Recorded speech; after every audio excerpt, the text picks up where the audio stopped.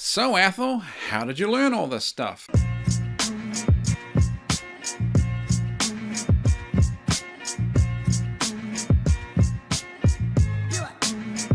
Hello, beautiful people. My name is Athol. This is The Dateable Marriage, and let's jump into it. So today, at the very end of a coaching call, my client asked, how did you learn everything that you know? Where did you find all this stuff? What was your path road to discovery? How did you do this all? And then, of course, we were kind of out of time. The call ended. They had to go, and I never got to sort of tell the story. So I'm going to do that now because I think it might be somewhat interesting. Though I am sort of also aware this is sort of the abridged Cliff Notes version of it, just sort of focusing on the intellectual side of things. I'm sort of very aware there's also sort of a deeper, more emotionally driven side of things, like why I do what I do. But I just want to focus on the intellectual side of things because, to be honest, I just want to do the 5-minute version of this rather than the hour and a half lying on the couch talking about my childhood and everything that happened to me, because I just don't want to do it. So, okay, the intellectual side of things. So going all the way back to the beginning, and I'll reach back behind me and pull this book off the shelf, is The Height Report by Cherie or Cher Height or whatever her name is. And this came out in 1977. At that point, I would have been 6 years old, and I think it just sat on my mother's bookshelf, and I believe I discovered it by the time I was about 10.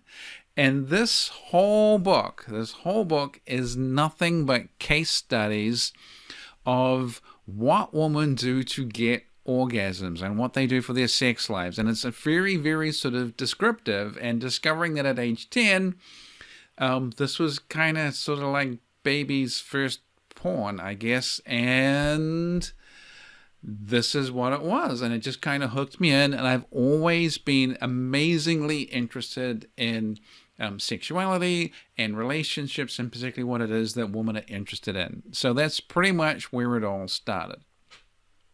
So I grew up in New Zealand. New Zealand is a very small country. There are only 7 colleges or universities, whichever you prefer calling them. And none of them at that point back in the late 80s were going to offer any kind of sexuality courses. So there was not really something I was amazingly interested in. And I ended up doing sociology and psychology and a lot of religious studies. And at that point, I was very interested in pursuing a life where I was going to become some kind of pastor, probably some kind of youth pastor, and was very committed to evangelical Christianity at that time. And that really lasted up until the point I was about 25. And I felt slowly over the last few years of that, I could sort of feel my faith sort of drifting away, and eventually just gave it up and became an atheist. Though, to be honest, I still have a good degree of interest in what people would consider spirituality. I'm fairly open-minded about it all. I just don't believe in anything myself. So I got married when I was 24, moved to America to live with Jennifer, been here ever since. Been here for 23, 24 years now. And then basically got into working in group homes with mentally disabled adults, and was there for a very long time. Learned pretty quickly that I did not like working directly on the floor. Went back to school and basically became a nurse. So then I worked in the group home setting for almost 18, 19 years, primarily with adults. And then in the second half, the second part of that was working with the teenagers who also had psychiatric issues along with it. And that was where I got a whole lot more of experience, not just with the sort of medical side of things, but also the behavioral psych sort of things. And if you can look into the things I write about and what I talk about, there is a lot of behavioral psych, basic behavior management sort of stuff in there. That's where all the standing up for yourself is and holding frame. A lot of that stuff is coming from there. Along with all of that, 1994, the internet basically came out, got discovered. I got America Online and dialed up with the horrible low speeds, and that was a really eye-opening experience too, because there was so much more about just life in general, about religion, about sexuality, about relationships hitting the internet, and there was just lots to learn and read and do. And I've basically, from the time I left college, I must have read a good 50, 60 books a year for a good 15 years or so. Most of them about whole life thoughts, about personal energy, about relationships, about sexuality. So I never really stopped learning. And for me, the final sort of piece in the puzzle in most of this was discovering a number of blogs, a number of things online, talking about the whole concept of being alpha. And that was the missing piece of the puzzle in terms of what was really driving female attraction. And then I basically started writing about it. And I wrote a blog called The Married Man Sex Life blog for a good solid 4 years. I kind of have stopped that and moved it to AskAtholAnything.com, primarily because you cannot advertise anything with sex in the title. You just get almost instantly banned, instantly spam boxed.